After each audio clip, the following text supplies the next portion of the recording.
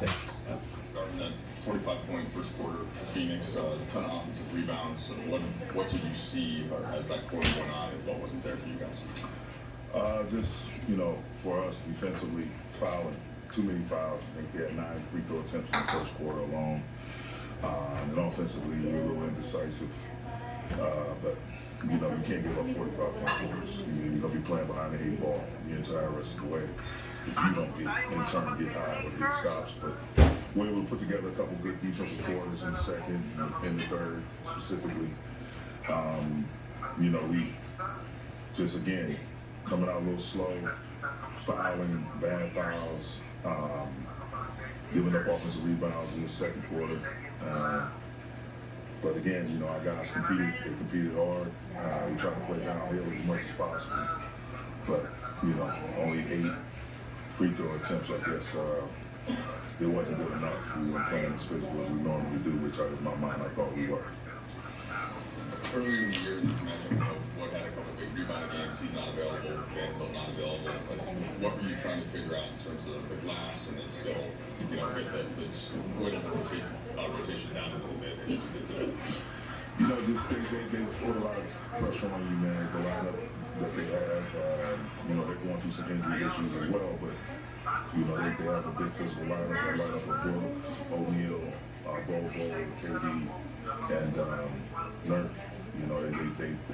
That's a huge lineup, and that's very skilled as well. So just try to tighten up, play guys a little bit longer. A got in some early foul trouble, so we had to mix and match some pieces.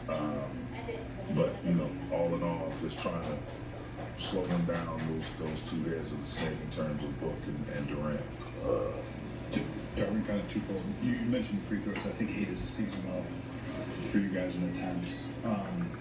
Did you feel like frustration with the officiating set in for your guys in terms of transition and different things like that at moments? Yeah, I just think, it seems that the whistle for us is quick.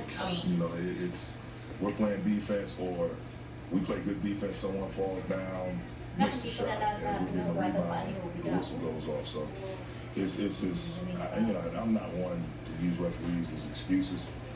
As an excuse, I should say, but it's becoming increasingly tough because of the inconsistency.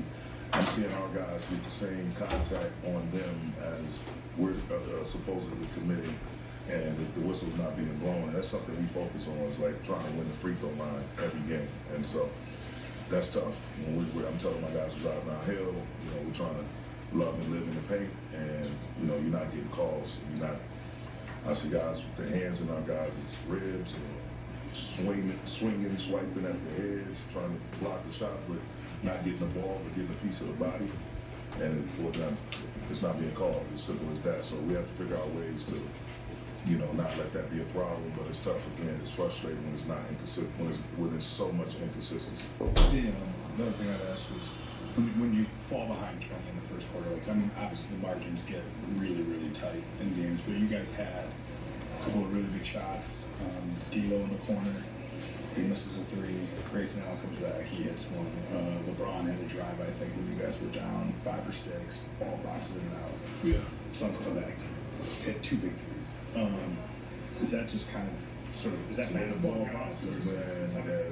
It's the way the ball bounces sometimes. We got great looks. The coaching staff and I were just talking about that. Spencer had some really good looks. D'Lo had some good looks. As you mentioned, Bron, we had guys, TP, Bobo's closeout. I think he did actually tip the ball though, but AR, we had guys that had some good looks, and at times I felt like we held the ball a little bit too much. Didn't play with enough pace in the half court, but all that said, you just got to go back to the drawing board, look at the film, see where you can get better, and keep working, man. Keep chipping at the rock.